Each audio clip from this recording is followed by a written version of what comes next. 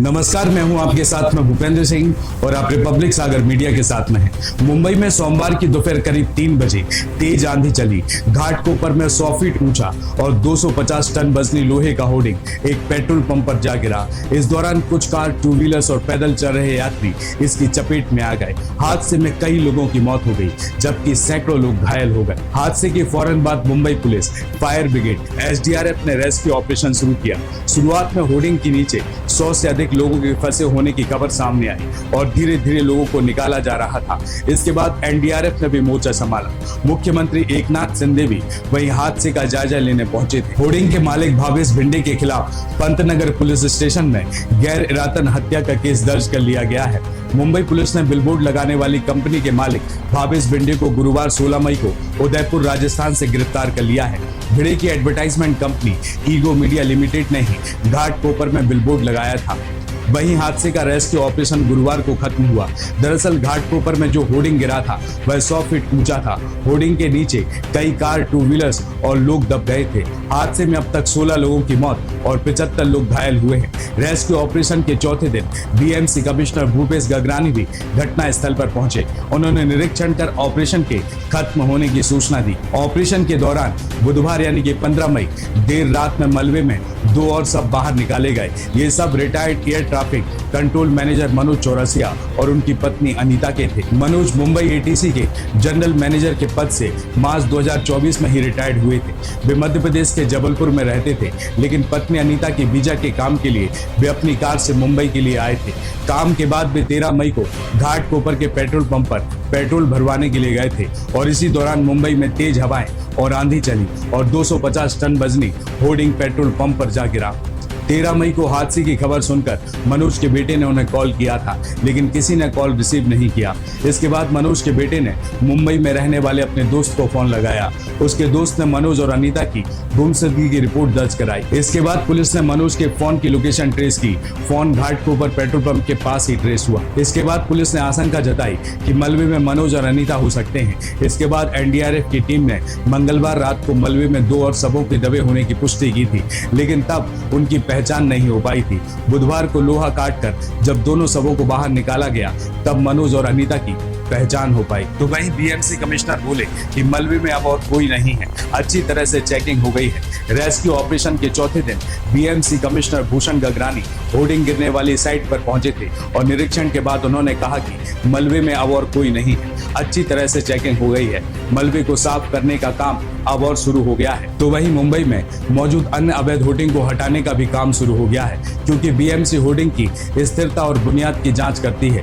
इसके बाद ही अप्रूवल दिया जाता है। तो वहीं BMC कमिश्नर भूषण का कहना है कि हादसे के समय जो होर्डिंग गिरा था वह रेलवे की जमीन पर लगा था। होर्डिंग की स्थिरता को लेकर रेलवे के अधिकारियों को रिपोर्ट जारी करनी चाहिए। घाटकोपर में गिरने वाले होर्डिंग का नाम लिम्का बुक ऑफ रिकॉर्ड्स में सबसे बड़े होर्डिंग के रूप में दर्ज किया गया था। इसे लगाने वाली agency ego media private limited के मालिक भावेश भिंडे के खिलाफ केस दर्ज किया गया है। हादसे के बाद वह फरार चल रहा था, लेकिन अब जाकर पुलिस ने उसे गिरफ्तार किया है। तो वहीं भावेश भिंडे इस साल जनवरी में एक रेप मामले में भी गिरफ्तार हुआ था। हालांकि बाद में उसे बेल मिल गई। वह 2019 में निर्दलीय विधानसभा का चुनाव भी लड़ चुका है। चुनावी हलफनामे में उसने बताया था कि उसके खिलाफ 23 क्रिमिनल केस दर्ज है। इनमें चेक बाउंस, होर्डिंग्स बैनरों के लिए कई रेलवे और मुंबई ग्रेटर नगर निगम के ठेके हासिल करने जैसे मामलों में मुंबई नगर निगम अधिनियम और नेगोशिएबल इंस्ट्रूमेंट एक्ट के तहत कई केस शामिल हैं। इसके अलावा BMC ने पेड़ों में जहर डालने के मामले में भी उसके खिलाफ केस दर्ज कराया था।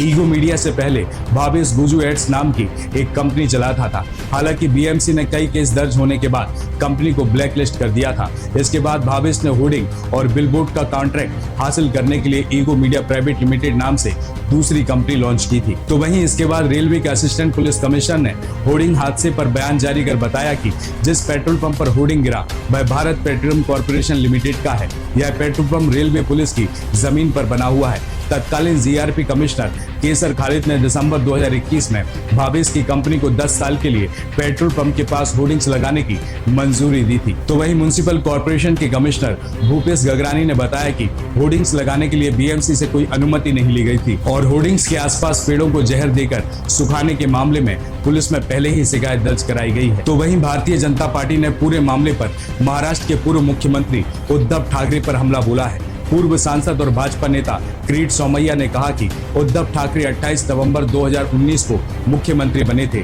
उनकी सरकार में होर्डिंग्स लगाने की अनुमति तब दी गई थी। भावेश भिंडे को 7 दिसंबर 2021 को होर्डिंग्स बनाने का कॉन्ट्रैक्ट मिला था। तो वहीं भारतीय जनता पार्टी ने उद्धव ठाकरे और सुनील राउत को 16 लोगों की मौत के लिए जिम्मेदार बताया है। किरीट सोमैया ने कहा कि आदित्य ठाकरे को लगता है कि उनके पिता उद्धव ठाकरे इस मामले में फंस सकते हैं। संजय राउत को लगता है कि उनके भाई सुनील राउत का भी नाम भी पुलिस की जांच के दायरे में आ सकता है। तो वहीं भाजपा नेता सोमैया ने आरोप लगाया कि होर्डिंग्स लगाने की इजाजत देने का काम बीएमसी का है। फिर एक पुलिस अधिकारी ने इसकी मंजूरी कैसे दे दी? कागजों पर 40 फीट के होर्डिंग लगाने की बात कही गई है। इसके उलट 120 ऊंचा लंबा होर्डिंग्स लगाया गया, जिसके कारण इतना बड़ा हादसा हुआ है। भारतीय जनता पार्टी के नेता के मुताबिक मुंबई के विभिन्न हिस्सों में ऐसे 400 होर्डिंग्स हैं जो लिमिट से ज्यादा बड़े और कमजोर नींव पर खड़े हैं। रेलवे ने अवैध होर्डिंग लगाने के मामले में कई शिकायतों के बाद 2017 और 18 के अंतराल में भावेश की एक अन्य कंपनी को ब्लैक लिस्ट भी किया था, लेकिन उसके बाद भी इतना बड़ा हादसा हो गया। अब इसकी जिम्मेदारी कौन लेगा? भारतीय जनता पार्टी के नेता जहां एक बार विपक्ष के पूर्व नेता उद्धव ठाकरे पर आरोप लगा रहे हैं, तो वहीं बीएमसी कमिश्नर रेलवे के पुलिस अधिकारियों पर आरोप लगा रहे हैं। लेकिन यह समझ में नहीं आता कि आखिर यह होर्डिंग किसकी अनुमति और किसके अधिकार से लगा है। नमस्कार।